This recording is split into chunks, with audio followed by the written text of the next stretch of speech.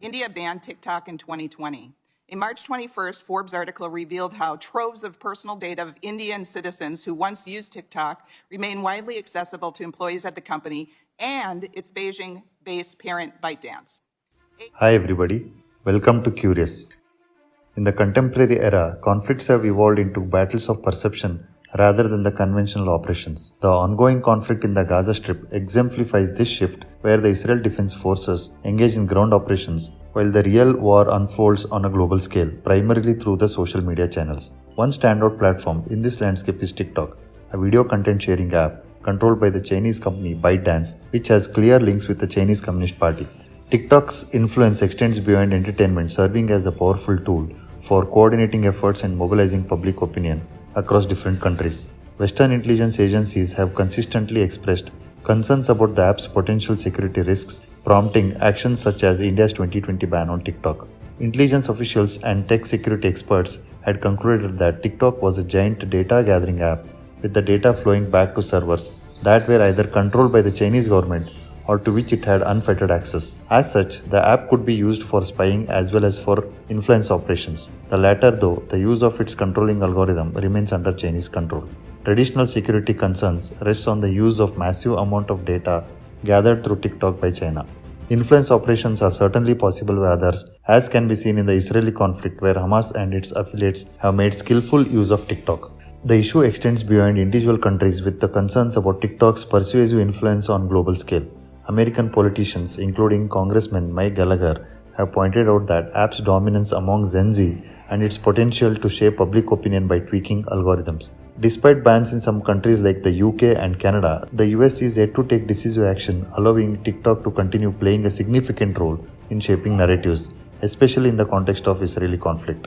The use of apps like TikTok is now akin to adding fuel to fire in a highly polarized environment. Here, there is a difference to some extent between what is being seen in Europe, especially the UK, France and Germany on one hand, and the US on the other hand. The European countries in question have significant number of migrants from the Middle East who have landed there in different waves. Some have come from former colonies over time, and others in recent years through waves of illegal migration. These countries accepted very large number of migrants under the assumption that over time these migrants would integrate into their societies. A case was also made by intellectuals that diversity was a good thing for these overwhelmingly white and Christian societies.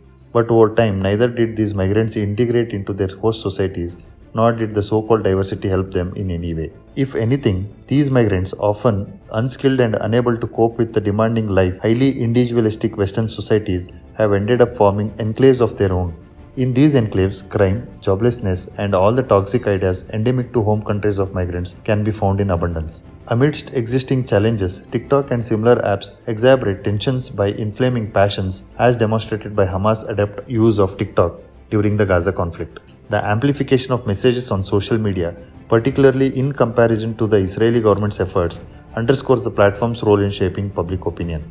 The narrative underscores the need for proactive measures. While it may be too late for some European countries with sizable migrant populations, those with manageable levels are urged to reconsider accepting more migrants. Additionally, there is a pressing need for effective regulations of social media platforms. This is a contested domain. On one hand are free speech champions who want no fetters on social media. On the other hand are the governments that see the dangerous side effects of such media and are able to do nothing about it. At some point, multinational regulations of social media and emergent technologies such as artificial intelligence is essential if the world is not to spin out of control. It is no one's case that freedom of expression and speech be policed or controlled by governments, but it is also true that not taking appropriate steps will only make matters worse. So far, India has not had to face what Western countries and Israel have witnessed in recent weeks. For a country that is far more diverse than any in the West, India is often forced to take steps that are routinely described as anti-democratic. It is common to see reports that paint a graphic picture of internet shutdowns in India, but the reverse of these unpleasant measures that governments in India are forced to take is far less turbulence, seen even in some very difficult areas to govern. India was prescient to note the danger posed by TikTok. That is something that West is only waking up to. The global community faces a critical juncture where the unchecked influence of social media platforms like TikTok poses risk to geopolitical stability. multinational regulations of emerging technologies such as artificial intelligence becomes imperative to prevent the world from spiraling out of control.